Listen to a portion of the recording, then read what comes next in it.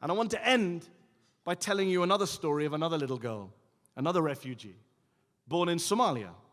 She spent 4 years in the Dadaab refugee camp in Kenya, the world's biggest, before arriving in the United States, aged just 12, unable to speak more than 2 or 3 words of English. Her father, to help her learn English, told her to watch cartoons with the subtitles with the captions on.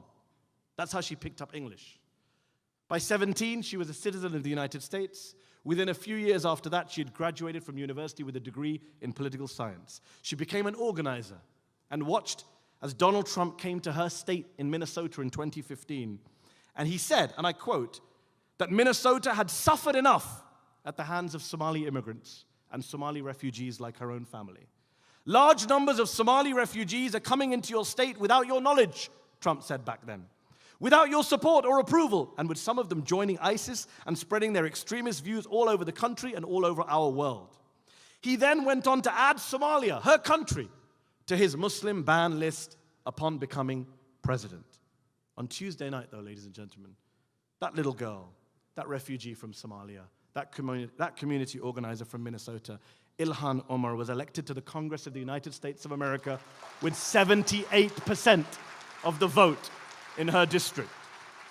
Becoming, you gotta keep clapping, becoming the first Somali American, the first refugee from Africa, and the first Muslim woman in a headscarf to ever serve in the Congress of the United States in the era of Donald Trump. That is how you respond to bigotry. That is how you respond to nativism. That is how you respond to Islamophobia and racism and hate. I am the president's biggest nightmare, she said to me when I interviewed her earlier this year on my podcast. And let's face it, she is. She represents everything that he loathes, everything that he is against. And yet this week she became an inspiration to an entire generation of Muslim women and Muslim men, to people of color, and to anyone, anywhere in this world who wants to stand up to hate and division and xenophobia. Ladies and gentlemen, brothers and sisters, we need more Ilhan Omars. And I strongly believe, I'm convinced, that our communities, whether in the US or the UK or Canada, can produce more Ilhan Omars.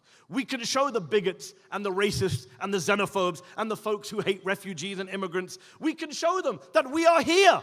We're staying. We're not going anywhere. We're not going to crawl quietly into the night. We have no plans to sit on the sidelines and mind our own business or be passive observers. We are going to stand up for our rights. We are going to vote and lobby and get engaged and win elections and lead and organize and motivate and inspire. And no one's going to stop us.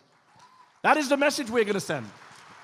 And we're going to do it not just in the name of refugees, not just in the name of immigrants, not just in the name of Muslims, not just in the name of this or that community, this or that group, but in the name of justice, in the name of equality, in the name of dignity, in the name of universal human rights. Ladies and gentlemen, the tagline for this event tonight is rather appropriately and powerfully, all people, all humanity. That's the tagline. All people, all humanity.